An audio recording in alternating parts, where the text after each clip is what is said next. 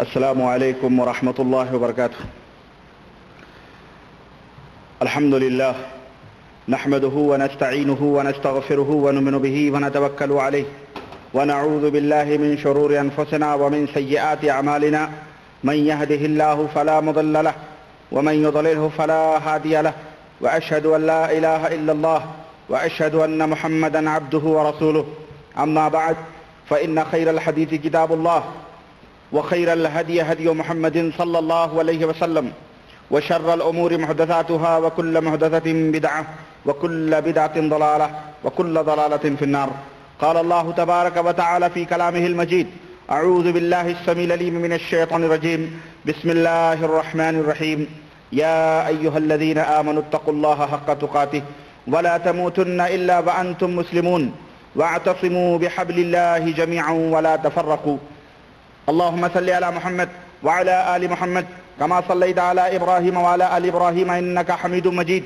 اللهم بارك على محمد وعلى آل محمد كما باركت على إبراهيم وعلى آل إبراهيم إنك حميد مجيد. تمام قسم کی حمد و ثنا کبریائی اور بڑائی اس خالق عز و جل کے لیے لائق و زیبا ہے جس نے ہمیں اور آپ کو پیدا فرمایا، اور بیش بہا درود و سلام اس ذات مبارکہ مقدسہ پر جو ساری کائنات کے لیے رشد و ہدایت بنا کر کے بھیجے گئے. برادران اسلام، معزز سامعین کرام، اللہ وحدہ لا شریک کا یہ بے حد فضل اور اس کا احسان ہے کہ اس اللہ عز و جل نے ہماری رشد و ہدایت کے لیے حضرت محمد الرسول اللہ صلی اللہ علیہ وسلم کو ایسا دین حق دے کر کے مبعوث فرمایا جو دین حق اور جس کی تعلیمات روز روشن کی طرح واضح ہیں، جس دین حق نے کفر و شرک کی تاریکیوں میں بھٹکنے والوں کو، جس دین اسلام نے ضلالت و گمراہی کے تاریک اور تند گھیروں میں رہنے والوں کو ہدایت اور صراط مستقیم کی واضح شاہراہوں پر لا کر کے اس نے کھڑا کیا. وہ دین حق جس کے بارے میں رسول اللہ صلی اللہ علیہ وسلم نے ارشاد فرمایا کہ ترکتکم علی المحجۃ البیضاء لیلھا کنہارھا، میں تمہارے درمیان ایک ایسا دین چھوڑ کے جا رہا ہوں، ایسی تعلیمات چھوڑ کے جا رہا ہوں جس کی راتیں بھی دن کی طرح روشن ہیں، لا یزیغ عنہا الا ہالک. اس صراط مستقیم سے، اس دین حق سے وہی گمراہ ہو سکتا ہے، وہی بھٹک سکتا ہے، وہی دائیں بائیں جائے گا جس کا مقدر ہلاک اور برباد ہونا ہو، جس کے مقدر میں ہلاکت و تباہی لکھی ہو، وہی اس دین اسلام سے، اس دین حق سے منحرف ہو سکتا ہے. اللہ کے رسول صلی اللہ علیہ وسلم نے اپنی امت کی جو تربیت فرمائی، صحابہ کرام رضوان اللہ علیہم اجمعین کی جو آپ صلی اللہ علیہ وسلم نے تربیت فرمائی، اور اتنی اعلیٰ تربیت فرمائی اور اس طرح سے فرمائی کہ صحابہ کرام کے دلوں میں کفر، شرک، اسی طرح بد اخلاقیاں، برائیاں ان کے نزدیک نہایت ہی کریہ اور نہایت ہی بدبودار اور نہایت ہی نفرت کرنے والی چیزیں بن گئی. حق، عدل اور انصاف اور اسی طرح سے صداقت اور سچائی، امانت داری، یہ تمام سب چیزیں ان صحابہ کرام رضوان اللہ علیہم اجمعین کا منشور بن گئیں اور ان کا طرز عمل بن گئیں.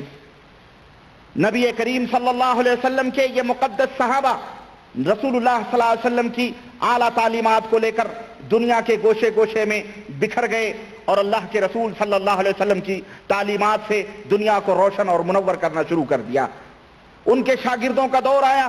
اسی طرح سے دھیرے دھیرے جو عہد نبوی صلی اللہ علیہ وسلم کا زمانہ دور ہوتا گیا، جو نبی کریم صلی اللہ علیہ وسلم کا زمانہ دور ہوتا گیا اور اسلام عرب و عجم کے اندر تیزی کے ساتھ پھیلنے لگا، اسلام دشمن طاقتوں نے یہ سوچا کہ یہ اسلام بڑی تیزی کے ساتھ پھیل رہا ہے اور اس کے ماننے والے بڑی تیزی کے ساتھ دنیا کے اندر پھیل رہے ہیں، انہوں نے اس کے خلاف سازشیں شروع کی اور نت نئی سازشیں جنم لینا نت نئی سازشوں نے سر ابھارنا شروع کر دیا۔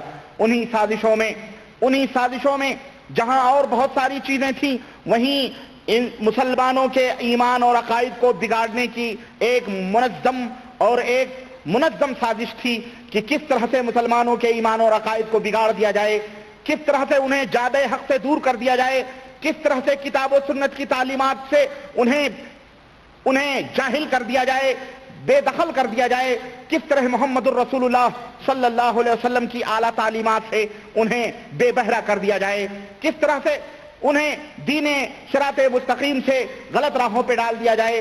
یہ ایک منظم سازش دنیا کے اندر چلنے لگی اور اسلام دشمن طاقتوں نے وہ سازش کرنا شروع کر دیا۔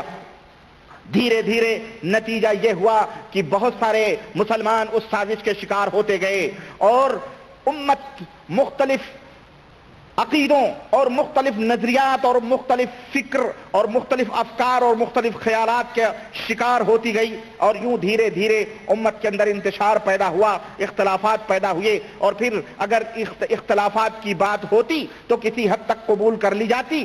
بات یہاں تک پہنچی کہ اب اختلافات کا نتیجہ یہ ہوا کہ اب لوگوں نے فرقے بنانا شروع کر دیے اور یہ امت اس طرح سے دین صراط مستقیم سے ہٹ کر مختلف ٹکڑوں، مختلف جماعتوں، مختلف گروہوں، مختلف ٹولیوں کے اندر بکھرتی چلی گئی، اور اس کی طاقت و قوت ٹوٹتی اور سمٹتی چلی گئی۔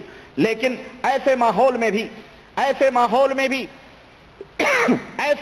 بھی نبی کریم صلی اللہ علیہ وسلم کی پیشین گوئی کے اعتبار سے ایک جماعت حقہ ہمیشہ اس دنیا کے اندر موجود رہی، جس نے ان باطل پرستوں کا، ان بدعقیدگیوں کا، ان شرک و کفر کا، ان بدعت و خرافات کا قلع قمع کرتی رہی۔ وہ جماعت ہمیشہ موجود رہی جس کے بارے میں اللہ کے رسول صلی اللہ علیہ وسلم نے فرمایا، لا تزال طائفۃ من امتی ظاہرین علی الحق، میری امت میں ایک جماعت ایسی رہے گی جو ہمیشہ حق کے دامن کو پکڑے رہے گی، جو کتاب و سنت کی بالادستی کے لیے دنیا کے سامنے سینہ سپر ہو کر کے دنیا سے لڑتی رہے گی، اور کتاب و سنت کی بالادستی کے لیے دنیا کے سامنے اپنے آپ کو اپنے من تن من دھن ہر اعتبار سے کتاب و سنت کی بالادستی کے لیے قرآن و سنت کی خدمت کرتی رہے گی۔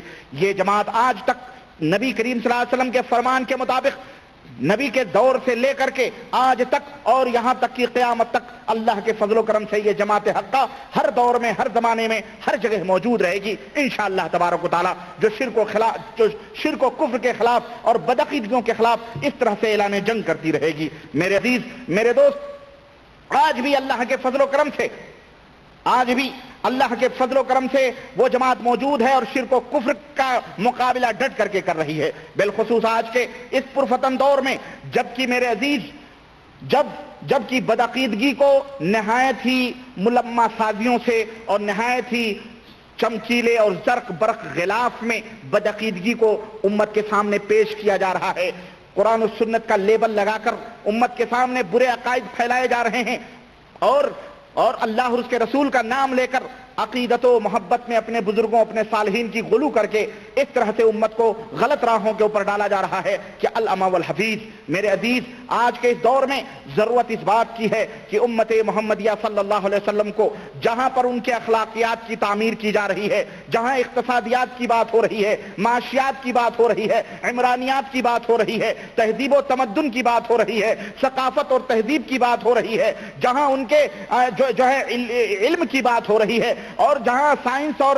تجربات کی بات ہو رہی ہے، جہاں ٹیکنالوجی اور دیگر چیزوں سیاسیات کی بات ہو رہی ہے، وہاں ضرورت اس بات کی ہے کہ امت کے سامنے، امت محمدیہ کے سامنے عقائد توحید کو کھول کھول کر کے رکھ دیا جائے۔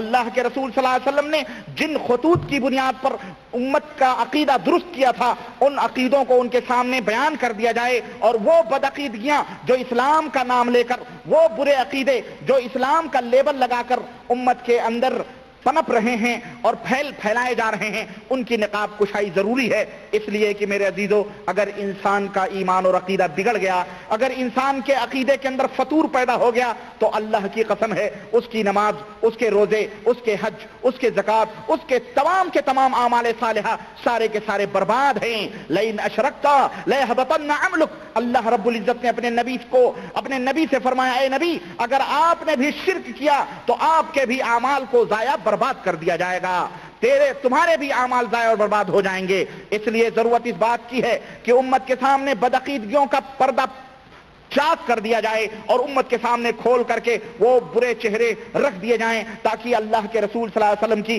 یہ بھولی بھالی امت اپنے شاہراہ پر جس صحیح طریقے پر اللہ کے نبی صلی اللہ علیہ وسلم نے چھوڑا تھا، اس صحیح طریقے کے اوپر یہ امت گامزن رہے۔ میرے عزیز، میرے دوست، کتاب و سنت کی سچائیاں اور اس کی حقانیتیں کہاں، اور رائے اور قیاس کی ظلمت اور تاریکیاں کہاں منہج سلف کی اتباع اور پیروی، اور کہاں میرے عزیزو جو ہے تقلید اور جہالت کی اتباع، جہالت کی روش، کہاں عقیدہ صحیحہ کا یقین، اور کہاں بدعقیدگیوں کے یہ اندھیرے دنیا کے سامنے پھیلائے جا رہے ہیں۔ آئیے میرے عزیزو، میرے دوستو، میری یہ کوشش ہے کہ میں آپ کے سامنے وہ برے عقیدے، وہ بدعقیدگیاں جو لوگوں کے اندر پھیلائی جا رہی ہیں، اور یہ موٹی موٹی کتابیں جو قرآنی اعمال کے نام پر، جو شخصیت پرستیوں کے نام پر، جو عقائد اہل سنت کے نام پر، جو ملفوظات کے نام پر، جو حکایات اولیاء کے ناموں پر، اور جو نہ جانے کن تذکروں اور ملفوظات کے ناموں پر کس طرح سے امت کے سامنے پھیلائی جا رہی ہیں، میں چاہتا ہوں کہ میں ان کتابوں کے حوالے سے تاکہ میں اس سے زیادہ تو حقیقتوں کو کھول کر کے نہیں رکھ سکتا، اس لیے کہ یہی خون دل ہے جو میں نے نچوڑ کے سامنے رکھنے کی کوشش کی ہے۔ اس سے زیادہ حقیقتیں تو میں نہیں بتا سکتا۔ آج دنیا ترقی کے اس دور میں ہم نے اس ترقی کے وسائل اور ان ترقی کے وسائل اور ذرائع کو سامنے ہم نے رکھا ہوا ہے، جن کا انشاءاللہ تبارک تعالیٰ کوئی انکار نہیں کر سکتا ہے۔ میرے عزیزو، میرے دوستو، ہمیں شاید یہ معلوم ہو کہ 19ویں صدی عیسوی کے اندر بر صغیر پاک و ہند یا ہندوستان، پاکستان، بنگلہ دیش کے اندر دو فتنے بڑے عظیم، بڑے تیزی کے ساتھ پھیلے۔ دو فتنوں نے بڑی تیزی کے ساتھ سر اٹھایا، اور یہ دونوں، اور بلکہ اور بھی اس کے علاوہ فتنے تھے، لیکن وہ فتنے تو ایسے تھے جن کو کہ مطلب جیسے قادیانیت کے فتنہ اور دیگر چیزوں کے فتنے، اس کو تو بہرحال جو ہے یہ تو تھے ہی کافر، اور ان کے عقیدے سراسر بہت دور قرآن و سنت سے تھے۔ لیکن دو فتنے اتنے عظیم تھے جن فتنوں نے امت کو عجیب و غریب مخمصے میں ڈال دیا، اور عجیب و غریب انداز سے امت کے سامنے وہ دونوں فتنے آئے۔ ان میں ایک فتنہ بریلی سے احمد رضا خان صاحب کا اٹھا۔ اس فتنے کے بارے میں تو خیر بہرحال آپ حضرات کو بہت ساری معلومات ہو چکی ہیں، لیکن بہت سارے لوگ ابھی تک ان فتنوں سے واقف نہیں ہیں کہ یہ کتنا عظیم فتنہ تھا، بلکہ وہ فتنے ایسے ہیں جو جہالت کی بنیاد پر ابھرے ہیں، جن کے اندر عیسائیوں جیسی جہالت ہے۔ اور کسی نے بڑا ہی سچ کہا ہے کہ بریلویت جو ہے یہ بالکل مثل عیسائیت کے ہے، بریلویت بالکل کرسچنوں کی طرح ہے۔ جس طرح عیسائی جو تھے وہ گمراہ ہوئے، وہ صحیح راستوں سے ہٹے، کیوں؟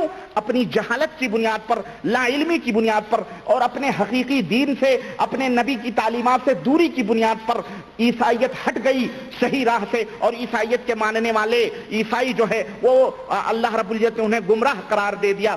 جہالت کی بنیاد پر انہوں نے اللہ کی عبادت اور پرستش کرنا شروع کی۔ بالکل بریلویت بھی ہمارے ملکوں کے اندر جاہلیت کی بنیاد پر اور جہالت کی بنیاد پر اللہ وحدہ لا شریک کی عبادت و پرستش کر رہی ہے، اور وہ تمام عقیدے جو اللہ کے لیے لائق و زیبا ہیں ان کے ساتھ مانتے ہوئے اپنے بزرگوں، اپنے صالحین اور اپنے نیکوکار اور نبیوں، اولیوں، صالحین سب کے لیے وہ تسلیم کرتے ہیں۔ لیکن بہرحال ان سے مجھے اتنا شکوہ اور گلہ نہیں، کیوں؟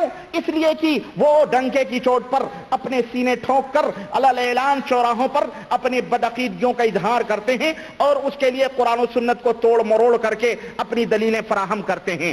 دنیا ان کے ان ملمہ سازیوں برائیوں سے اور ان کے ان جو ہے ٹیڑھی کھیروں سے الحمدللہ اس وقت واقف ہو رہی ہے، اور وہ ان کا چراغ گل ہو رہا ہے، بریلیوں کا دیپ جو ہے بالکل ٹمٹما رہا ہے، اب بجھنے کے قریب ہے، اور بہت تیزی کے ساتھ الحمدللہ امت جو ہے صحیح راہ پہ آ رہی ہے۔ لیکن اسی کے بالمقابل ایک دوسرا فتنہ 19ویں صدی کے اندر ابھرا جسے دیوبندیت کہا جاتا ہے، اور یہ دیوبندیت اتنا عظیم فتنہ تھا اور اتنا عجیب و غریب فتنہ تھا کہ آج تک بہت سارے لوگ اس فتنے کو نہ سمجھ پائے، بلکہ جنہوں نے سمجھا بھی تو بہرحال کچھ رواداریاں، چونکہ تشدد ان بریلویوں کے مقابلے میں ان کے اندر کم تھا اور وہ لوگ ان سے تھوڑے بہت رسم و رواج سے مختلف تھے، اس لیے لوگوں کی نظر ان کے اوپر نہ پڑی اور بریلویوں نے ان کو جھوٹا موٹا جو ہے وہابی کہنا شروع کر دیا، کیونکہ انہوں نے تھوڑے نیاز اور تھوڑے فاتحے اور تھوڑے قل وغیرہ کی مخالفت کر دی تو بریلویوں نے کہا یہ وہابی ہیں،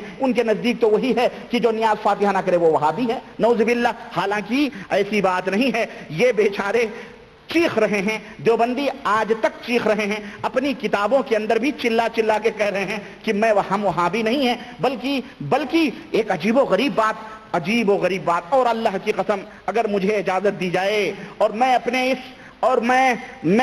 اس دعوے کی دلیل بھی پوری دنیا کے سامنے پیش کرنے کے لیے میں تیار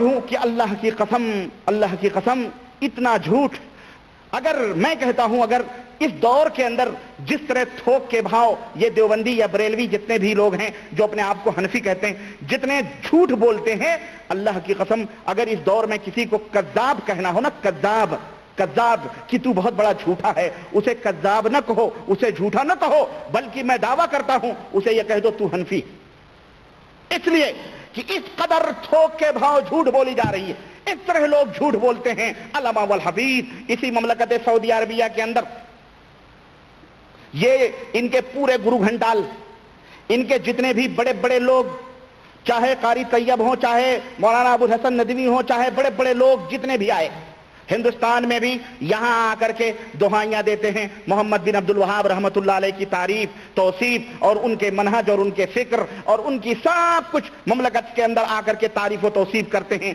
بلکہ یہاں آ کر کے یہ کہتے ہیں کہ ہمیں وہاں لوگ وہابی کہتے ہیں، وہ جاہل انہیں وہابی کہتے ہیں نیاز فاتحی کی بنیاد پر۔ لیکن یہ کتابیں انہوں نے جو اردو زبان کے اندر اور باقاعدہ لکھی، اس کے اندر عقائد اہل سنت کے نام پر یہ جو ہے فخر المحدثین مولانا خلیل احمد سہارنپوری کی، جس کے اندر عقائد و علماء اہل سنت دیوبند جو سرفراز اکیڈمی دیوبند یوپی سے چھپی ہوئی یہ کتاب ہے، اس کتاب کے مصنف باقاعدہ جگہ جگہ انہوں نے وہابیت کو ایسی گالیاں دی ہیں اور اس طرح کی باتیں کی ہیں کہ علامہ والحفیظ بالکل برات کا اظہار کیا ہے کہ ہمارا وہابیت سے کوئی تعلق نہیں ہے، لیکن جب یہ کتنے بڑے جھوٹے اور کتنے بڑے مکار ہیں کہ جب یہاں آتے ہیں تو کہتے ہیں ہم وہابی ہیں، ہمارے ملکوں میں جب رہتے ہیں تو وہاں کہتے ہیں ہم وہابی نہیں۔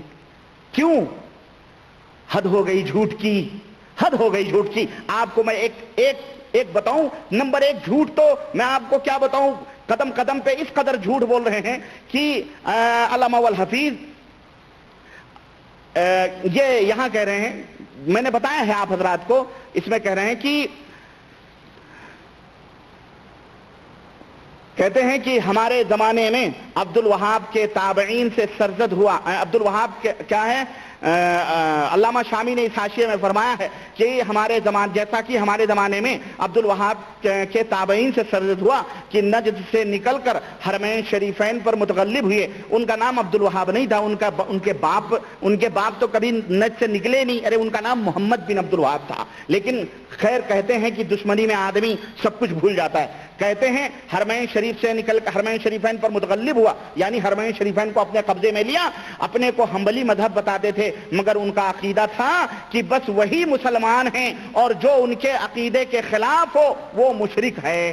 استغفر اللہ، استغفر اللہ۔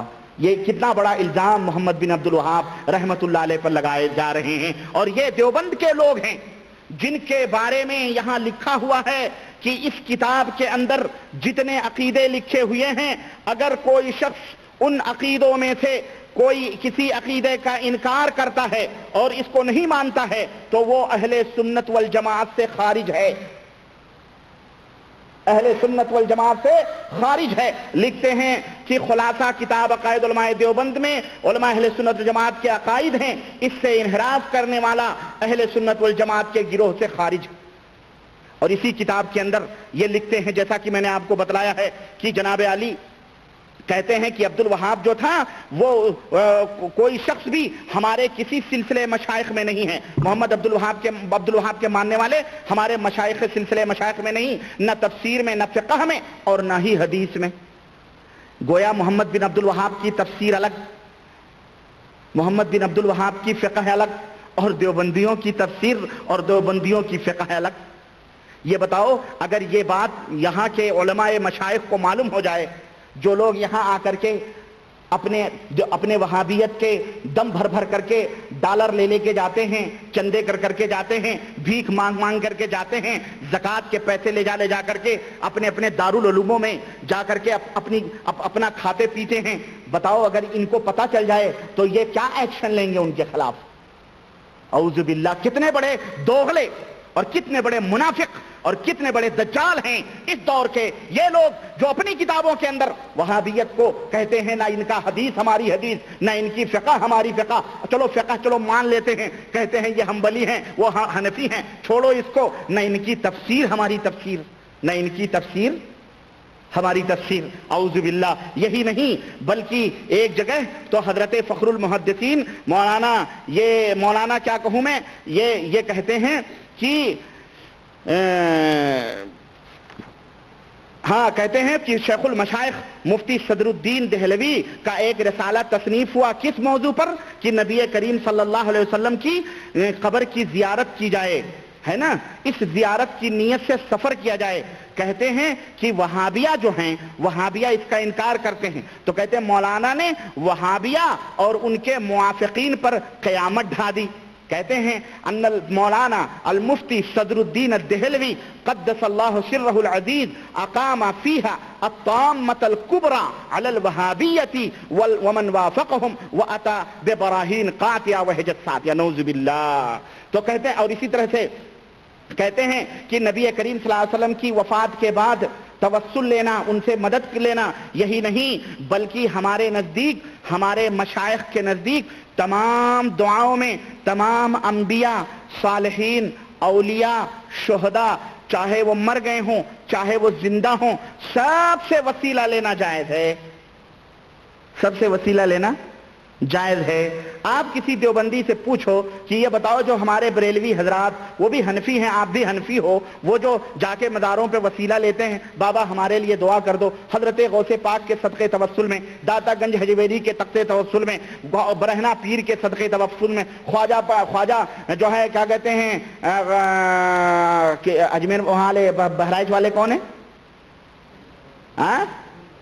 بالے میاں، غازی میاں، بالے میاں بھی نام ہے ان کا، باجی میں کنوارے ہی مر گئے تھے بیچارے، ہے نا، ان کے صدقے توسل میں، یہ تمام سب گویا بریلوی حضرات جو کرتے ہیں وہ آپ بھی کرتے ہو، تو پھر اختلاف کس بات کا ہے؟ پھر دونوں آپس میں ہاتھ کیوں نہیں ملا لیتے ہو؟ غرض میرے عزیز، اس طرح سے الغرض کہتے ہیں کہ اگر اس دنیا میں میں نے دعویٰ کیا ہے، اگر کسی کو یہ کہنا ہو کہ تو جھوٹا ہے، اسے جھوٹا نہ کہو بلکہ اسے کہہ دو تو حنفی ہے۔ اس قدر جھوٹ، اس قدر جھوٹ اور اس قدر فراڈ اور اس قدر عیاریاں اور اس قدر مکاریاں، ابھی میں آپ کو نمونے دکھاتا ہوں۔ حد ہو گئی واقعی کفر کی، شرک کی، بدعات کی، خرافات کی، اور ہمارا مقصد صرف یہ ہے کہ اے لوگو، یہ تنقید برائے تنقید نہیں بلکہ تنقید برائے اصلاح ہے۔ اے لوگو، اپنے ایمان اور عقیدے کی خبر لو، اپنے ایمان اور عقیدے کی خبر لو، ورنہ مرنے کے بعد میں تم سے یہ نہیں پوچھا جائے گا کہ تم بریلوی تھے، رضا خانی تھے، کہ دیوبندی تھے، کہ قاسمی تھے، کہ نانوتوی تھے، کہ دہلوی تھے، کہ فلانے تھے، کہ فلانے تھے، بلکہ تم سے نبی اکرم صلی اللہ علیہ وسلم کے ایمان اور عقیدے کے مطابق تمہارا ایمان اور عقیدہ تھا یا نہیں تھا، ان کی تعلیمات کے مطابق تمہارا عمل تھا یا نہیں تھا، اس طرح کی بات ہوگی۔ چلیے میں شروع کرتا ہوں اپنے اس موضوع کو، جس کو میں نے غلو سے لیا ہے کہ کیا کیا نیرنگیاں اور کیا کیا توہمات، کیا کیا رنگ اور رلیاں دکھاتے ہیں، اور بدعقیدگیاں اور صالحین اور بڑے لوگوں کے سلسلے میں غلو کیا کیا کرشمے دکھاتے ہیں وہ ذرا میں آپ کے سامنے کھول کھول کر کے دکھاؤں کہ دیکھیں عقیدت و محبت انسان کو کہاں سے کہاں پہنچا دیتی ہے، انسان کو کہاں سے کہاں پہنچا دیتی ہے۔ میں نے شاید انشاءاللہ حوالہ میں اگلے لیکچر میں لاؤں گا انشاءاللہ تبارک تعالیٰ۔ میں نے ذکر کیا تھا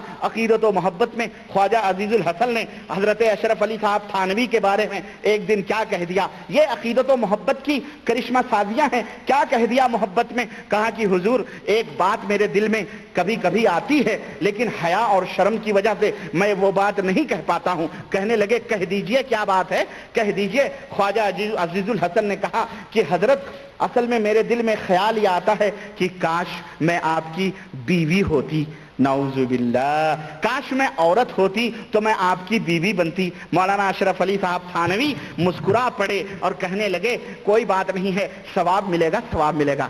حد ہو گئی، حد ہو گئی، واقعی حد ہو گئی۔ میاں اگر الٹا ہی خیال آ جاتا، چلو یہاں تو سیدھا خیال آیا، خواجہ عزیز الحسن نے خود بیوی بننے کا خیال کیا، کہیں ان کا تصور یہ ہو جاتا حضرت آپ، کبھی کبھی خیال آتا ہے کہ آپ میری بیوی ہوتے تو معاملہ کیا ہوتا، پھر تو اور ثواب ملنا چاہیے تھا، ہے کہ نہیں؟ اعوذ باللہ، اس طرح کی۔ اور میں آپ کو بتاؤں، دیکھیں آئیے میں آپ کو اب وہ عقیدت و محبت کی نئے رنگیاں دکھاتا ہوں۔ ہمارے شمس الدین بھائی کھڑے کھڑے شاید تھک جاتے ہیں، اللہ ہدایت عطا فرمائے، موقع آتے ہیں تو جا کے کرسی پکڑتے، کرسی یہیں لا کے رکھ دیجئے ان کے لیے۔ دیکھیں یہ کتاب اس لیے یہ رونمائیاں ہو رہی ہیں کہ ہمارے حلقوں میں بہت سارے لوگ اس مملکت کے اندر بھی اب تو الحمدللہ زبانوں کے اوپر تالے لگ گئے، ذہن و فکر کے اوپر قدغنیں لگ گئی۔ کیوں؟ اس لیے کہ ہم نے وہ چہرہ لا کر کے کھول کر کے دکھا دیا۔ اس کتاب کے اندر یہ لکھا ہوا ہے کہ مسلمانان عالم کے لیے ایک اعلیٰ ترین اسلامی دستور العمل، یعنی ایسا دستور جس کے اوپر عمل کرنا چاہیے، یہ کتاب ہے ملفوظات اعلی حضرت۔ چلیے میں اس سے ابتدا کرتا ہوں کہ ہمارے ان دو فتنے جو بریلویت کے یعنی خان صاحب کے اور دیوبندیت کے اس ہندوستان کے اندر 19ویں صدی کے اندر پنپے اور بڑھے، انہوں نے کیا کیا غلط کاریاں امت کے اندر پھیلائیں۔ یہ دیکھیے ملفوظات جلد نمبر 3 اور صفحہ نمبر جناب علی 28 ہے۔ واقعی آپ کو پتہ ہے، بہرحال آپ کو میں نے بتلائے ہیں یہ، لیکن مزید لوگوں امت تک مزید باتیں پہنچانے کے لیے میں یہ جو ہے صفحے کھول رہا ہوں۔ یہ دیکھیں قادری مشن نژد نو محلہ مسجد بریلی یو پی کی ملفوظات اعلی حضرت، یہ چھپی ہوئی جناب علی اس کے اندر لکھتے ہیں۔ اب دیکھیں ہندو اپنے دیوی دیوتاؤں کے اوپر کس طرح سے ننے بناتا ہے اور کس طرح سے لڑکیوں کو جو ہے چرچوں کے اندر ننے بنائے جاتی ہیں، ان کو کیا کہا جاتا ہے بھائی؟ چرچوں کے اندر جو لڑکیاں ہیبا کی جاتی ہیں نن کہا جاتا ہے، دیوداسی مندروں کے اوپر جو چڑھائی جاتی ہیں انہیں کہا جاتا ہے، اور جو لوگ دیوداس بنتے ہیں انہیں کیا کہا جاتا ہے؟ وہ کہتے ہیں نا کہ ہم نے وہ کر لیا ہے، کیا کہ سنیاس لے لیا ہے، خوب بن جائے گی، مل بیٹھیں گے جو دیوانے دو، ادھر دیوداسیاں ادھر سنیاسی۔ ہاں اللہ ہدایت دے۔ تو سمجھ رہے ہیں؟ یہ دیکھیں کہتے ہیں حضرت اعلی حضرت کس طرح سے یہ واقعی بدعقیدگی کی حد ہو گئی۔ آپ اس میں دیکھیں کہتے ہیں کہ حضرت سیدی احمد بدوی کبیر رضی اللہ عنہ جن کی مجلس میلاد مصر میں ہوتی ہے، مزار مبارک پر آپ کی ولادت کے دن ہر سال مجمع ہوتا ہے اور آپ کا میلاد پڑھا جاتا ہے۔ امام عبدالوہاب شارانی ہر التزام کے ساتھ ہر سال حاضر ہوتے، اپنی کتاب میں بھی بہت تعریف لکھی ہے، کئی ورق، بہرحال لمبا چوڑا میں مختصر بتاؤں۔ کہتے ہیں جناب علی کہ 3 دن پہلے ہی اس میلاد میں وہ حاضر ہو جایا کرتے تھے، لیکن ایک دفعہ تاخیر ہو گئی تو وہ تاخیر سے مزار مبارک پر حاضر ہوئے، تو وہاں پر جو اولیاء کرام مزار پر مراقب تھے، دیکھیں اولیاء کرام مزاروں پر مراقب تھے۔ عقیدہ دیا جا رہا ہے کہ مزاروں کے اوپر جو مراقبہ کرنے والے ہیں، بزرگوں کے قبروں کو جو پوجنے والے ہیں، وہی اولیاء اللہ ہیں، جو ان سے دور ہیں وہ اولیاء اللہ نہیں ہیں۔ سنو انہوں نے فرمایا کہاں تھے 2 روز سے حضرت مزار مبارک سے پردہ اٹھا کر فرماتے ہیں عبدالوہاب آیا، نعوذ باللہ، یہ مرے ہوئے سیدی بدوی کبیر مرے ہوئے ہیں، کبھی یہ نہ سوچو کہ زندہ ہیں. یہ مرے ہوئے کا یہ حال ہے کہ مزار سے باقاعدہ چادریں اٹھا اٹھا کے پوچھے جا رہے ہیں کہ عبد الوہاب آیا، عبد الوہاب آیا. عبد الوہاب کہتے ہیں، فرمایا کہ حضور کو میرے آنے کی اطلاع ہوتی ہے. پیر مریدی کو نہیں معلوم کہ حضور کو علم غیب ہے کہ نہیں ہے. بہرحال سوچیں، انہوں نے فرمایا، اولیاء اللہ نے کہنے لگے اطلاع کیسی؟ حضور تو فرماتے ہیں یہ قبر میں تھا یا کسی پالکی ولکی میں بیٹھا تھا بھائی؟ اعوذ باللہ. اور یہ مزار میں تھا، یہ کسی کمرے عمرے میں تھا؟ کہاں تھا؟ یہ مرا ہوا تھا یا زندہ تھا؟ اگر مرا تھا تو مزار کیوں کہا گیا؟ قبر کیوں کہ مرے کی خبر ہوتی؟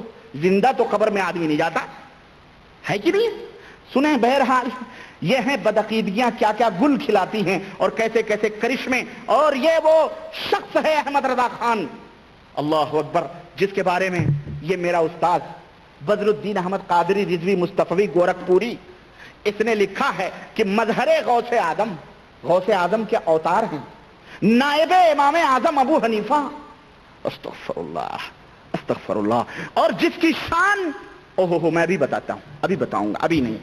یہ ان کی کتاب ہے، ان کے صاحب، سنیں، جو دستور العمل ہے. اور یہ تو کچھ بھی نہیں ہے، سنو آگے.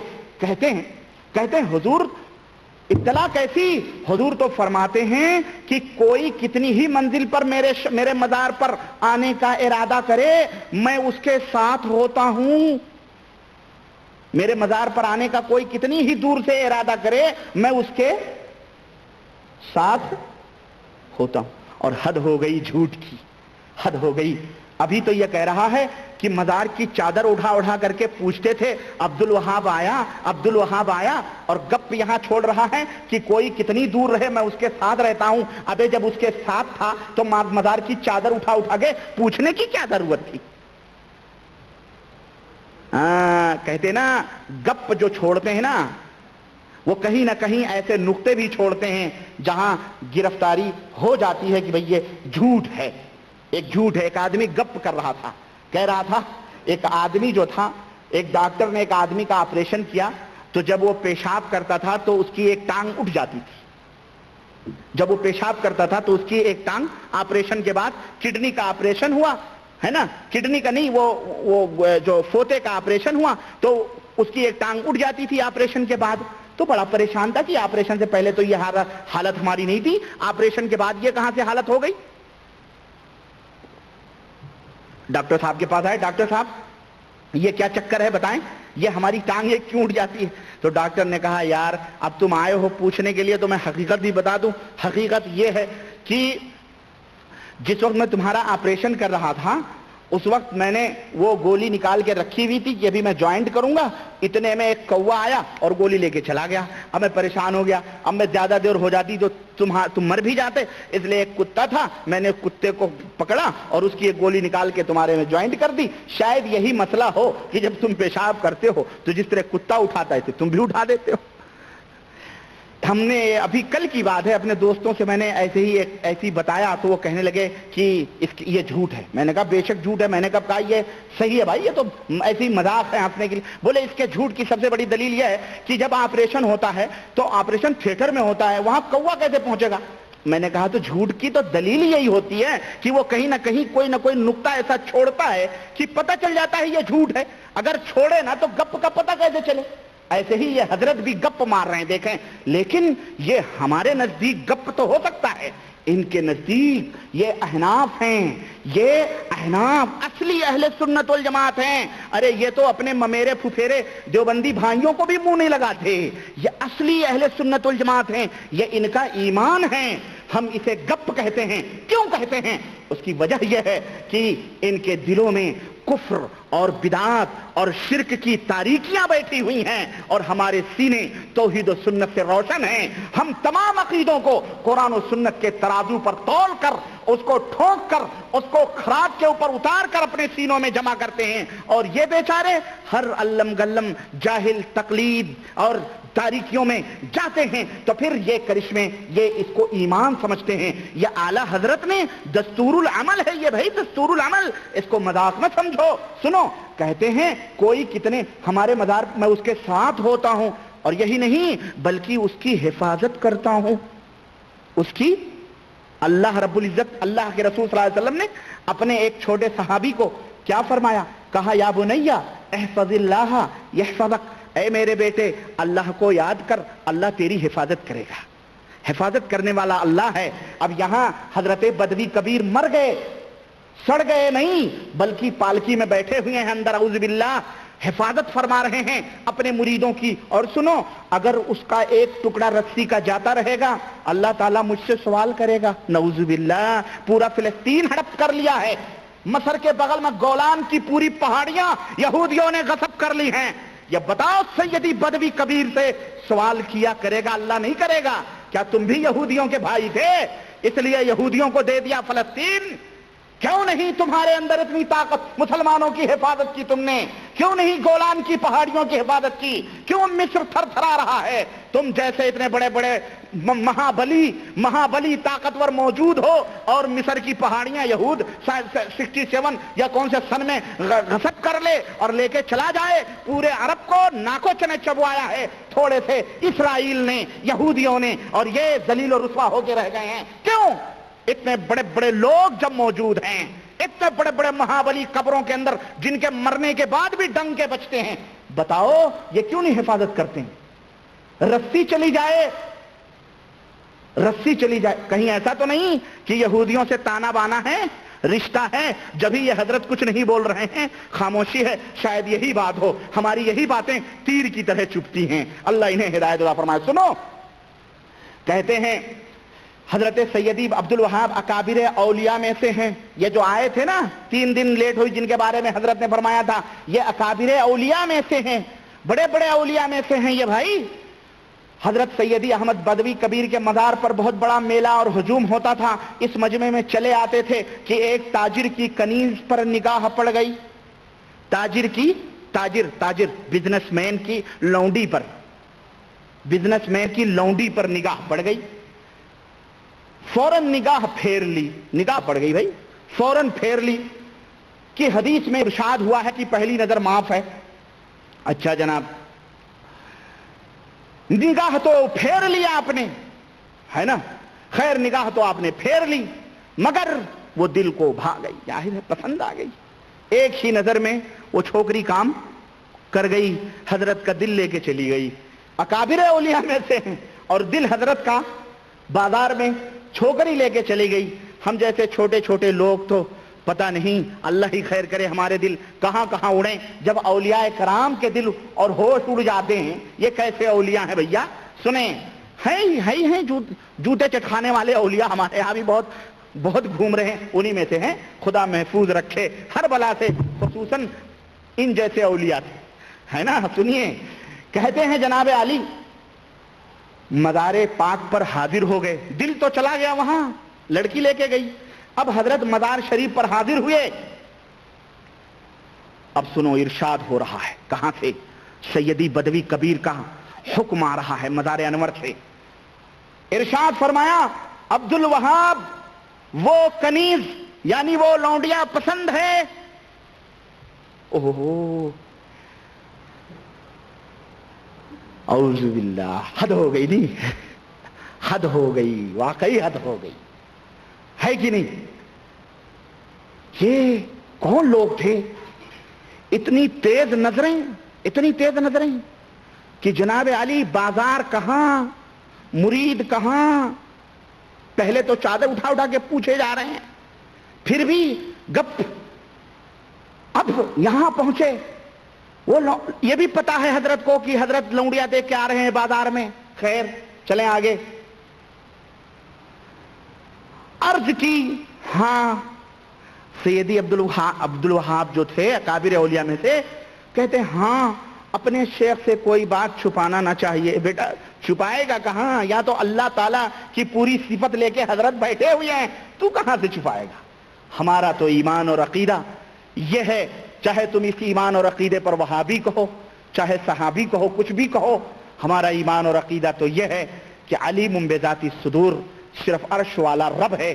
عرش والے رب کے سوا ان سینوں کے بھیدوں کا جاننے والا کوئی نہ پیدا ہوا ہے اور نہ پیدا ہوگا.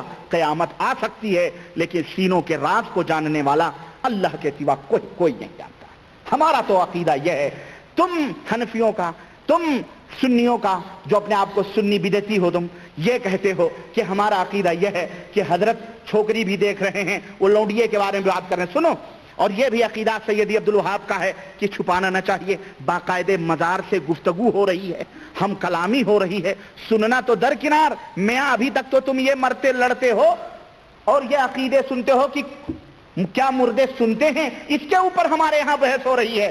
ارے سنتے ہی نہیں، باقاعدے گفتگو ہوتی ہے، بالکل ایسے ہی جیسے کہ بالکل زندوں سے بات چیت ہو رہی ہے کہ نہیں ہو رہی ہے؟ یہ دیکھیں بدعقیدگی کیا کیا کرشمے دکھاتی ہے. اور سنیں، کہتے ہیں چھپانا نہ چاہیے. ارشاد فرمایا اچھا ہم نے تم کو وہ کنیز ہبہ کر دی، وہ لونڈیا ہم نے تم کو ہبہ کر دی. اب آپ سکوت میں ہیں کہ کنیز تو اس تاجر کی ہے اور حضور ہبہ فرما رہے ہیں. اور ہبہ کا مطلب کیا ہے معلوم ہے؟ ہبہ کو وہی مطلب ہے جو ہمارے ہاں غیر مسلم اوتار اور صوفی لوگ مظہر کہتے ہیں، مظہر ذات خدا ہیں. یہ وہی اوتار کا معنی مظہر ہے اور مظہر کا معنی اوتار ہے. اگر وہ کہے کہ ایشور کے وشنو اوتار لے کے آئے ہیں، ایشور کا رام نے اوتار لیا ہے ایشور کا، تو وہ تو کافر ہے. اور تم اوتار کا عقیدہ لفظ مظہر کے پردے میں چھپا کر اگر تم لیتے ہو تو بتاؤ تم کیا ہو؟ وہی کنیا دان ہے، وہی لڑکیوں کو ہبہ کرنا ہے جو ایک کرسچن اپنے چرچوں کے اندر، چرچوں کے اوپر ننے بناتا ہے اور ان کو کنیا دان کر کے ہبہ کرتا ہے. ایک ہندو دیوداسی بناتا ہے مندروں کے نام پر، سادھو سنت بنتی ہیں وہ لڑکیاں، وہ عورتیں. وہی یہاں مدار پر ہو رہا ہے.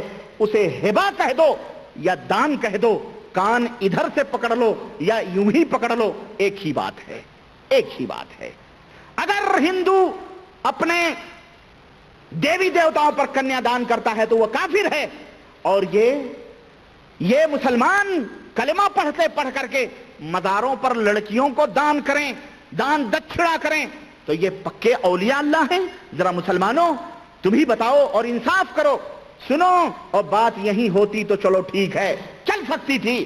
آگے سنو، اور ایمان کا ایسا بدعقیدگی کا ننگا ناچ شاید کسی نے نہ دیکھا ہو جو اعلی حضرت کے اس ملفوظات کے اندر یہ ننگے ناچ دکھائے جا رہے ہیں، جو اہل سنت والجماعت کے نام پر یہ بدعقیدگیاں پھیلائی جا رہی ہیں. سنو، کہتے ہیں کہ حضور سکوت میں ہیں، کنیز تو اس تاجر کی ہے، اور حضور ہبہ فرماتے ہیں معن وہ تاجر حاضر ہوا، اس نے وہ لونڈیا مزار اقدس کے نظر کر دی، کنیا دان کر دیا اس نے. اچھا جناب، خادم کو اشارہ ہوا. یہ بات بھی انہیں کہہ دینی چاہیے تھی، جب مزار سے باقاعدے کنیکشن جڑا ہوا ہے تو خادم، لیکن بہرحال خادم ہی کے ذریعے سے اہم پیغامات پہنچائے جاتے ہیں. تو یہاں بھی حضرت سید بدوی کبیر مزار سے خادم کو اشارہ فرماتے ہیں. خادم کو اشارہ ہوا، انہوں نے حضرت سیدی عبدالوہاب کے نظر کر دی، لونڈیے کو مزار سے ادھر نظر کر دی. اچھا جناب، اب حضرت عبدالوہاب بیٹھے ہوئے ہیں، لڑکی تو آ گئی ہاتھ میں بھائی، جو چھوکری دیکھ کے آئے بازار میں. اب کیا ہوگا؟ اب عبدالوہاب بیٹھے ہوئے ہیں سکوت میں. اب ارشاد فرمایا، مزار اقدس سے پھر آواز آتی ہے، ارشاد فرمایا کہ عبدالوہاب اب دیر کاہے کی ہے، فلاں حجرے میں لے جاؤ اور اپنی ضرورت کو پوری کرو. استغفر اللہ، استغفر اللہ. حد ہو گئی کہ نہیں ہو گئی؟ بدعقیدگی کا اس سے بڑا ننگا ناچ اور بھی کچھ ہو سکتا ہے؟ اور اس کے اوپر ترا، اور اس کے اوپر غرور، اور اس کے اوپر فخر یہ کہ ہم ہی اہل سنت والجماعت ہیں. مبارک ہو تمہیں یہ عقیدے، مبارک ہو یہ چھوکریاں، اور مبارک ہو تمہیں یہ خانقاہیں، اور مبارک ہو یہ مزاروں کے اوپر بنے ہوئے کمپلیکس اور یہ عرس اور میلے کے اندر ہوتی ہوئی رنڈی بازیاں اور طوائفیں اور گنج اور بھنگڑے، اور مبارک ہو تمہیں یہ ناچ اور بھنگڑے اور گجیڑی اور پھجیڑی اور قوالیوں کے نام پر طوائف الملوکی اور یہ حجرے جو خانقاہیت کے نام پر، صوفیت کے نام پر بنائے جاتے ہیں۔ یاد رکھو مسلمانوں، ان حجروں کے اندر وہی سب ہوتا ہے جو اعلی حضرت کے اس مقدس کتاب ملفوظات اعلی حضرت کے اندر جلد نمبر 3 صفحہ نمبر 29 کے اندر نوٹ کیا گیا ہے۔ بالکل وہی کارنامے ہوتے ہیں جو یہاں ہو رہا ہے کہ جا جا کر کے وہاں پر یہی بدکاریاں ہوتی ہیں۔ اب لوگ کہتے ہیں فلاں بابا کے مزار پر گئی تھی، وہاں سے بیٹا مل گیا، بیٹی مل گئی۔ مسلمانوں کان کھول کر کے سن لو، وہ بابا جسے اللہ نہیں دے اسے دنیا میں کوئی دے سکتا نہیں، دے سکتا ہے، چاہے وہ بابا ہو چاہے وہ بابی ہو، کوئی بھی ہو، جسے اللہ نہ دے اسے کوئی نہیں دے سکتا ہے۔ ارے وہاں پر وہ موٹے موٹے جو مسنڈے مزاروں پر بیٹھے رہتے ہیں وہ یہی سب دھندے کرتے ہیں، تم چھوڑ کے آتے ہو، تمہاری نظریں پلٹتی ہیں اور وہاں جا جا کر کے بیٹا اور بیٹی لے کر کے آتی ہیں، استغفر اللہ۔ اور یہی عقیدہ، اور یہی اب یہ دیکھو جناب علی اپنے بزرگ کے بارے میں یہ عقیدہ اس نے بتلایا نا، تو اب بزرگ کے بارے میں عقیدہ ہم جیسے تم جیسے وہاں بھی یہ کہہ سکتے ہیں کہ جناب علی یہ تو نہایت ہی بدعقیدگی ہے۔ اس کو چھپانے کے لیے صفحہ نمبر 30 پر جسٹ فوراً ایک عقیدہ بنایا گیا، اور وہ کیا ہے عقیدہ؟ بتاتے ہیں کہ انبیاء علیہم السلام بھی حقیقی طور پر اپنے قبروں میں زندہ ہیں، بالکل جیسے دنیا میں زندہ ہیں، زندہ تھے ایسے ہی مرنے کے بعد میں بھی قبروں میں زندہ ہیں۔ یہی وجہ ہے کہ ان کے مال اور ان کی دولت کے اندر میراث تقسیم نہیں ہوتی، ان کی عورتوں سے دوسرا کوئی شادی نہیں کر سکتا۔ استغفر اللہ۔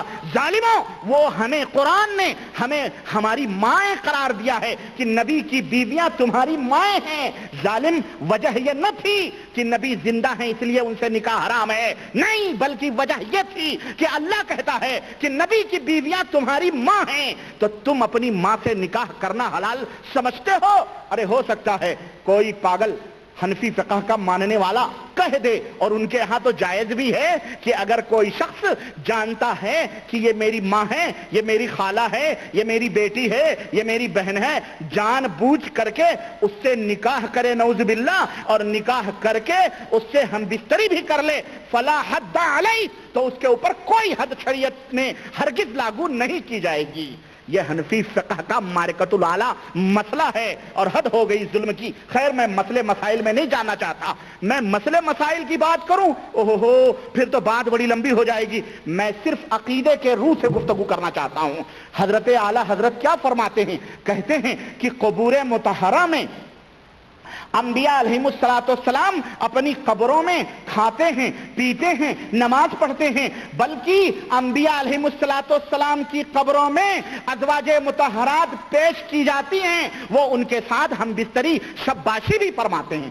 حد ہو گئی، واقعی حد ہو گئی بدعقیدگی کی، اور اس قدر گندا عقیدہ۔ اور میرے عزیزوں، میں نے بتایا تھا یہی عقیدہ ہمارے ان دیوبندی حضرات کا بھی ہے، یہ جتنے بھی دیابنا ہیں ان حضرات کا بھی سیم وہی عقیدہ ہے۔ میں نے بتلایا تھا، بات زیادہ لمبی نہ ہو تو اپنے اس بدعقیدگی کو ثابت کرنے کے لیے کہ بزرگان دین چادر اٹھا اٹھا کر کے سب کچھ جانتے ہیں، جو ہوتا ہے سب کچھ ان کو خبر ہے، قبروں کے اوپر سب کچھ جو بھی جاتا ہے سب پتہ ہے، اس عقیدے کو امت کے سامنے پیش کر دیا گیا نعوذ باللہ۔ اور سنو، اور آگے آتے ہیں ذرا، روح، یہ دیکھیں اسی جلد نمبر 2 صفحہ نمبر 71، اور یہی ملفوظات ہمارے ہاتھ میں ہے، جلد نمبر 2 صفحہ نمبر 71۔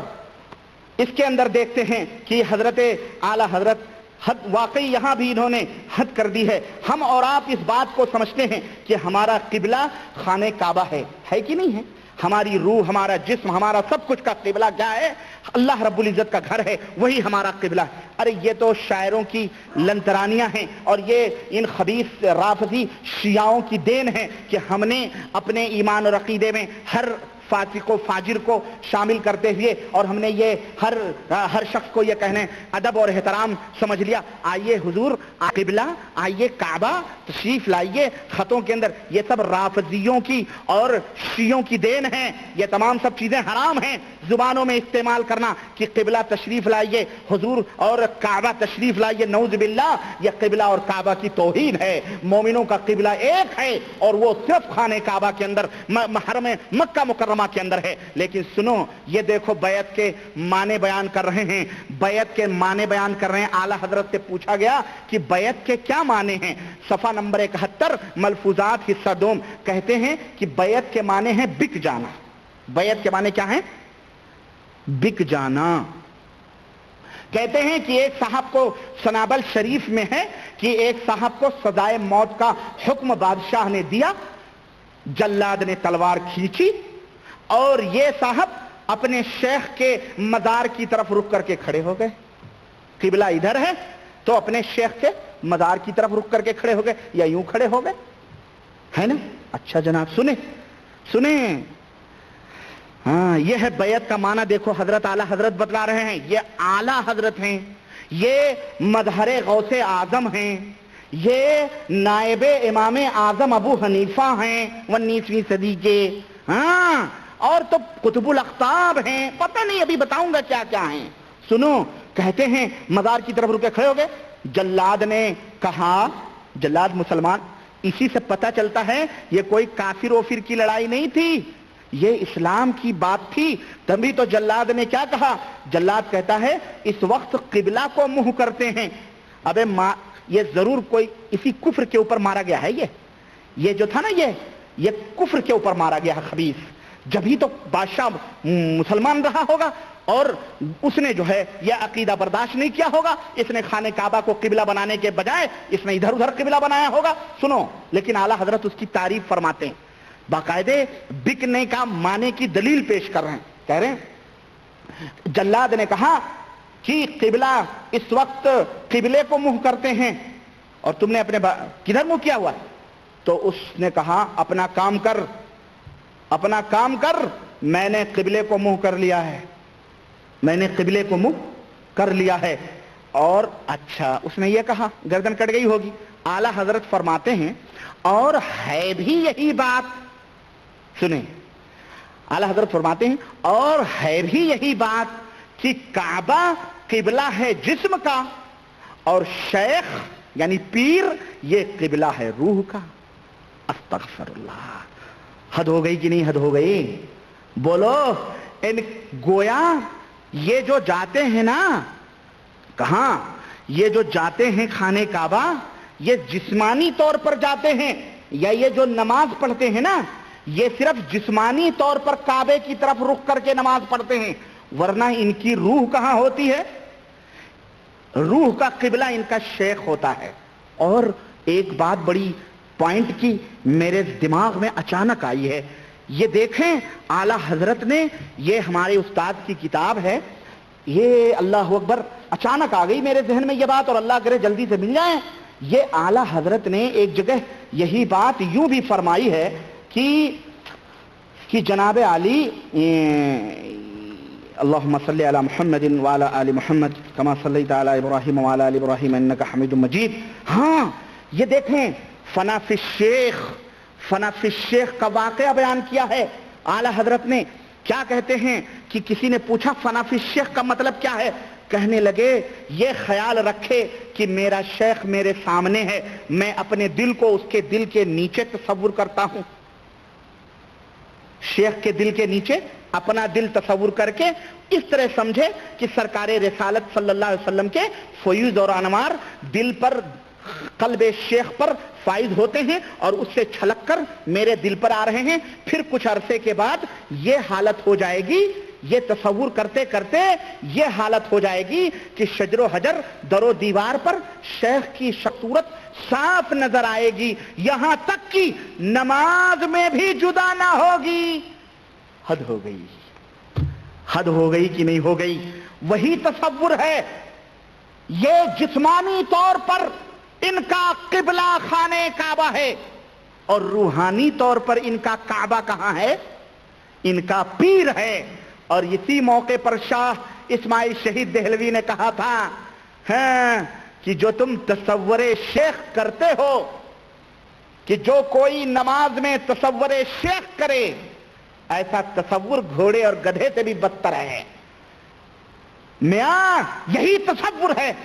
अल्लाह के रसूल सल्लल्लाहु अलैहि वसल्लम से पूछा गया कि अल्लाह के नबी जिब्रील ने पूछा वमल एहसान या रसूल अल्लाह, सही मुस्लिम की पहली रिवायत, حدیث جبریل کے نام سے مشہور ہے۔ اے اللہ کے نبی، احسان کس کو کہتے ہیں؟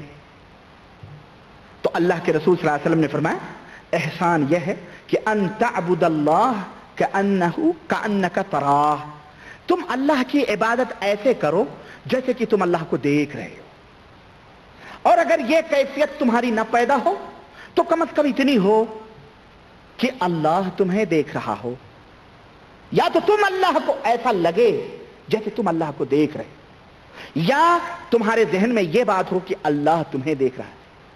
تو اللہ کے حبیب تو اللہ کا تصور بٹھائیں، اور یہ عاشقان مصطفیٰ ہیں، انہیں عاشقان مصطفیٰ کہا جائے یا دشمنان غداران مصطفیٰ کہا جائے، ہاں یہ وہ شیشی ہے جس کے اوپر لیبل تو مجموعہ عطر کا لگا ہے، لیکن سپلائی ہاں سپلائی کیا ہو رہی ہے اس کے اندر میں وہ سوچ لو آپ۔ سپلائی بالکل حمامات کی چیزیں ہو رہی ہیں، لیکن مجموعہ عطر کا لیبل لگا ہوا، استغفر اللہ۔ یہ دیکھو، تو وہی کہتے ہیں، یہی عقیدہ اس نے بتایا ہے اس کے اندر کیا کہ ہے بھی یہی بات۔ میرا کہنا صحیح ہے کہ نہیں بتاؤ؟ ان کا جسم رخ صرف سامنا کعبے کی طرف ہوتا ہے، لیکن ان کا دل قبلے کی طرف نہیں ہوتا، بلکہ ان کا دل ان کے پیروں میں بٹا رہتا ہے۔ اور یہی وجہ ہے، جاؤ کسی بھی ان کی مسجد میں، اہل سنت والجماعت جو کہتے ہیں اپنے آپ کو ٹی ٹی ایس سناتن سنی اور کہتے ہیں ہم جو ہے سگے احمد رضا ہیں، ان کی مسجدوں میں جاؤ، جیسے ہی سلام پھیرتے ہیں، رب کی قسم ہے فوری طور پر اگر قبلے کی طرف رخ ہے نا، فوری طور پر تھوڑا سا کراس ہوتے ہیں، یوں فوراً کراس ہوتے ہیں۔ ہم ہوتے تھے، ہم کرتے تھے بھائی، ہمیں پتا ہے، نانی کے آگے ننیحال کا ذکر نہیں کرتے، یہ سب کر کے میں آیا ہوں پلٹ کر کے، ان راہوں کو میں نے بڑی اچھی طرح سے دیکھا ہے، اور فوراً کر کے۔ اور عقیدہ کیا ہے معلوم ہے؟ یہ ہم سے پوچھو، کہتے ہیں قبلے سے تھوڑا سا ہٹو عراق شریف آتا ہے، عراق شریف، ہاں ان کا دل کعبے میں نہیں لگتا۔ یہی وجہ تھی کہ ہدایت بخشش میں احمد رضا خان نے کیا کہا، میں زبانی کہوں تو ہو کوئی کہہ سکتا ہے گپ مار رہا ہے، شاید یہ نعت اس کے اندر ہمارے استاد نے نوٹ کی ہو، کیونکہ اس نے ضرور اس کو نوٹ کیا ہوگا۔ میں بتاتا ہوں، یہ کہتے ہیں کیا ہے بھائی، کہتے ہیں شاید نہیں نوٹ کیا ہے، چھوڑے نہیں نوٹ کیا ہے اس نے، لیکن ہدایت بخشش کتاب ہے نعت کی، اس کے اندر یہ کیا کہتے ہیں، حاجیو آؤ شہنشاہ کا روضہ دیکھو، حاجیو آؤ شہنشاہ کا روضہ دیکھو، کعبہ تو دیکھ چکے، کعبے کا کعبہ دیکھو۔ اعوذ باللہ، حد ہو گئی کفر کی اور حد ہو گئی بدعقیدگی کی۔ کعبہ تو دیکھ چکے، کعبے کا کعبہ دیکھو، آب زمزم تو پیا، خوب بجھائیں پیاسیں، آؤ اب ساقی کوثر کا بھی دریا دیکھو۔ اس طرح پوری نعت ہے، اور ہم جب پڑھا کرتے تھے اوہو جناب علی تو جھومتے تھے۔ اللہ ہدایت عطا فرمائے، بہرحال ان سب بیچاروں کو ہدایت عطا فرمائے۔ غرض یہ دیکھیں، میں آگے بڑھتا ہوں، یہ بدعقیدگی کی حد بندیاں میں کر رہا ہوں، یہ دیکھیں کس طرح سے یہ بدعقیدگیاں انسان دنیا کے اندر پھیلائی جا رہی ہیں، اور یہی جو ہے یہ میری کتاب بھی پھٹتی جا رہی ہے آپ لوگوں کی خدمت میں پیش کرتے کرتے۔ آپ دیکھیں، یہی دیکھیں، چنانچہ ایک واقعہ بالکل جسٹ اسی کے نیچے نوٹ کر رہے ہیں، کہہ رہے ہیں کہ کہہ رہے ہیں اسی کا نام ارادت ہے، اگر اس طرح سچی عقیدت کے ساتھ ایک دروازہ پکڑ لیں تو اس کو فیض ضرور آئے گا، اگر اس کا شیخ خالی ہے تو شیخ کا شیخ تو خالی نہیں ہوگا، بالفرض وہ بھی خالی ہو تو حضور غوث اعظم تو معدن فیض و منبع انوار ہیں، ان سے فیض آئے گا، ان سے فیض حاصل ہوگا۔ کہتے ہیں کہ ایک فقیر بھیک مانگنے والا ایک دکان پر کھڑا تھا، کہہ رہا تھا 1 روپیہ دے دے، وہ نہیں دے رہا تھا، فقیر نے کہا دیتا ہے دے، نہیں تو ابھی دکان پلٹ دوں گا۔ دیکھ رہے دادا گیری اس کی، کہہ رہا دے 1 روپیہ، دیتا ہے دے، نہیں تو میں ابھی دکان پلٹ دوں گا، تیری دکان۔ اب یہ وہ رٹی لگا، وہ کہہ رہے نہیں دوں گا۔ اسی بحث میں تھوڑی دیر میں بہت سارے لوگ جمع ہو گئے، اتفاقاً ایک صاحب دل کا گزر ہوا، صاحب دل کا، یہ بے دل تھے سارے، یہ سارے بے نظر تھے، ہاں جو عقل سے پیدل ہو وہی صاحب دل ان کے ہاں ہوتا ہے. ہاں جن کے پاس عقل ہو شعور ہو وہ صاحب دل نہیں ہوتے, سب بے دل تھے. سنو, کہتے ہیں کہ ایک صاحب دل کا گزر ہوا جن کے سب لوگ معتقد تھے, کوئی پیر صاحب تھے ہے نا. انہوں نے دکاندار سے فرمایا ابے جلدی روپیہ اسے دے دے, روپیہ اسے جلدی دے دے ورنہ دکان تیری لوٹ جائے گی, پلٹ ہی نہیں بلکہ لوٹ جائے گی, تیری دکان لوٹ جائے گی. لوگوں نے عرض کیا کہ حضور یہ بے شرع, بے شرع کس کو کہتے ہیں معلوم؟ جو شریعت سے بالکل کورا, بددین. بے شرع کا الٹا بددین, شریعت نہ نماز نہ روزہ نہ فاسق و فاجر ایسے ہی ہے نا. یہ بے شرع جاہل, جاہل بھی تھا, پاگل رہا ہوگا مجنون. کہتے ہیں یہ بے شرع جاہل کیا کر سکتا ہے؟ لوگوں نے کہا, فرمایا میں نے اس فقیر کے باطن پر نظر ڈالی. یہ نظر نہ ہوئی کوئی ایکس رے کی ریز ہوئی جو کپڑے وپڑے پھاڑ کر, سوٹر ووٹر پھاڑ کر, ڈاکٹر صاحب بیٹھے ہوئے ہیں بتائیں گے, پھاڑ کر باقاعدے دلوں کے جو تصویریں نکالتی ہے وہ, یہ مشین ایکس رے ہوئی, یہ نظر نہ ہوئی. سنو جناب, ایسی نظریں میں آپ کو یہ حکایت اولیاء میں اشرف علی صاحب تھانوی کی بھی بتاؤں. ان کے ہاں لوگ تعویذ لینے آتے تھے, ایک بزرگ تھے دیوبند کے, تو کہتے تھے جا تیرے بیٹا ہوگا, جا تیری, بغیر پوچھے ہوئے, بغیر پوچھے ہوئے کہتے تھے جا تیرے بیٹا ہوگا, وہ کہتے جا تیری بیٹی ہوگی. جو بھی آتا کہتے تعویذ لینے والے. کسی نے پوچھا حضور آپ کو کیسے معلوم؟ یہ تو کہنے لگے اصل میں جب وہ آتے ہیں تو میرے سامنے ان بچوں کی تصویریں آ جاتی ہیں, پھٹ سے میں کہہ دیتا ہوں. ایسے لوگوں تو باقاعدے وہ آج کل چلا نہیں, وہ عربی میں نہیں بھائی, فوٹوگرافی نہیں, سائنس نے اور ترقی کی ہے. ابھی وہ جو بکروں وکروں کو کیا کہتے ہیں اس کو, الٹرا ساؤنڈ بھی نہیں پیارے, ابھی وہ چلا ہوا ہے. سائنس نے ترقی کی ہے نسخہ بنانے کا, جس کو ناسوخ عربی میں کہتے ہیں, اور اس کو انگلش میں وہ جو گائےوں کو بناتے ہیں بھائی, وہ کر کے کہتے ہیں اس کی نسل ہوگی, پھر اس سے بچہ پیدا ہوں گے تو سیم وہی شکل وہی صورت. کلوننگ, کلوننگ کہتے ہیں اس کو, کلوننگ. ایسے لوگوں کو تو باقاعدے اس دور میں کلوننگ کر کے رکھنا چاہیے تھا دیوبند کے لوگوں کو, کہ آج کل کے لوگوں الٹرا ساؤنڈ سب فیلڈ, سب کو سائیڈ میں رکھ کے انہی لوگوں کو بٹھا دینا چاہیے تھا, ہے کہ نہیں؟ اعوذ باللہ. اب اس نے بھی نظر ڈالی کہ کچھ ہے بھی معلوم. اب وہ بزرگ کہہ رہے ہیں میں نے اس کے باطن پہ نظر ڈالی, اس کے اندر کچھ بالکل خالی ہے. پھر اس کے شیخ کو دیکھا وہ بھی خالی, اس کے شیخ کو دیکھا وہ بھی خالی, اس کے شیخ کو دیکھا وہ بھی خالی. لیکن اس شیخ کو دیکھا تو انہیں اہل اللہ پایا, اور دیکھا کہ وہ منتظر کھڑے ہیں کہ کب اس پاگل کی زبان سے نکلے اور میں دکان الٹ دوں. یہ مرے ہوئے لوگ ایسا لگتا ہے یہ مرتے نہیں ہیں, یہ زمینوں کے نیچے دفن ضرور ہوتے ہیں, لیکن یہ نکل نکل کر کے پھر اوپر باہر آ جاتے ہیں, پھر یہ دوسرا اوتار لیتے ہیں, شاید یہ گھومتے ہیں, روح بھٹکتی ہے ان کی. اگر یہ جنتی تھے تو جنت کی وہ ہوائیں, جنت کی وہ نعمتیں وہ چھوڑ چھوڑ کر کے دنیا میں کیوں بھاگ کے آئیں؟ کیا ضرورت تھی جہنم میں آنے کی؟ دنیا تو ویسے بھی قید خانہ. اگر یہ جہنمی تھے تو کیا داروغ جہنم اتنے کمزور ہیں کہ ان سے فائٹ کر کر کے بھاگ بھاگ کر کے دنیا میں آ رہی ہیں؟ یہ کون ہیں؟ یہ کون سی مخلوق ہیں؟ کوئی کہہ سکتا ہے ارے تم وہابیوں کی سمجھ میں آنے والی بات نہیں ہے, یہ ولی اللہ ہے. ابے یہ جاہل, یہ بے شرع, فاسق و فاجر, یہ ولی اللہ ہو سکتا ہے؟ تم تو کہو اگر تم آسمان پہ, اور تمہارے اعلیٰ حضرت نے کہا ہے, ہم نہیں کہتے, اسی ملفوظ کے اندر تمہارے اعلیٰ حضرت نے کہا ہے کہ اگر کوئی بے شرع جاہل آسمان کے اوپر مسلح بچھا کر کے چلے, شریعت کا مخالف ہو, تو وہ شیطان ہے, وہ ولی اللہ نہیں ہے. تو بتاؤ یہ بے شرع ولی اللہ کیسے ہو گیا؟ اور یہ تو خود ہی کہہ رہے ہیں کہ یہ تو خالی ڈبہ ہے, اس کے اندر تو کچھ بھی نہیں ہے. لیکن کہتے ہیں نہیں, تم دامن پکڑ لو, بھلے تم فاسق و فاجر رہو, بھلے تم بے نمازی رہو, تم بے نمازی صحیح, تمہارا وہ پیر بھی بے نمازی صحیح, تمہارا وہ پیر بھی بے نمازی صحیح, تمہارا وہ پیر بھی بدعقیدہ صحیح, لیکن جو سلسلہ لگا ہے قادریہ, نقشبندیہ, چشتیہ, شہروردیہ کا, ارے وہ فیضان تو وہاں سے غوث اعظم کا آ رہا ہے نا, ارے وہ سب کو بخشوا لیں گے, سب کو. یہ عقیدہ امت کے سامنے بیان کیا جا رہا ہے. اور سنو, حد ہو گئی بددینی کی.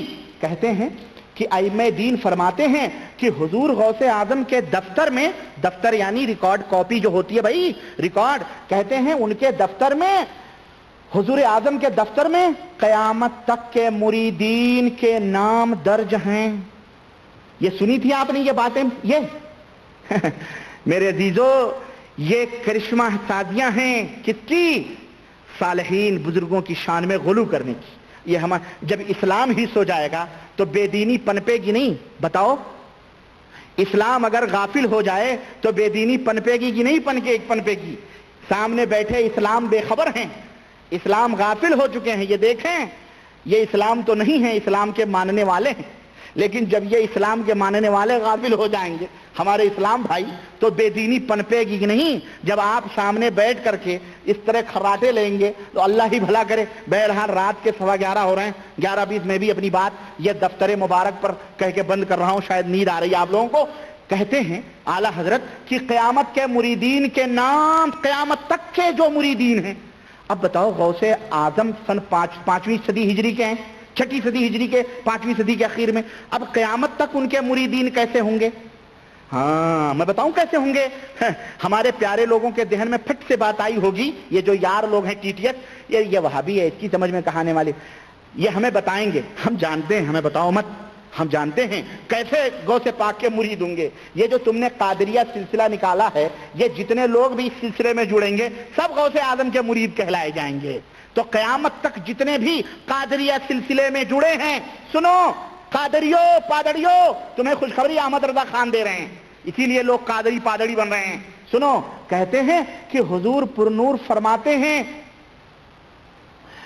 حضور پرنور رضی اللہ تعالیٰ عنہ، ابھی تک نبی صلی اللہ علیہ وسلم ہی حضور پرنور تھے، اب غوث پاک بھی کیا ہو گئے؟ بولو، حضور پرنور ہو گئے۔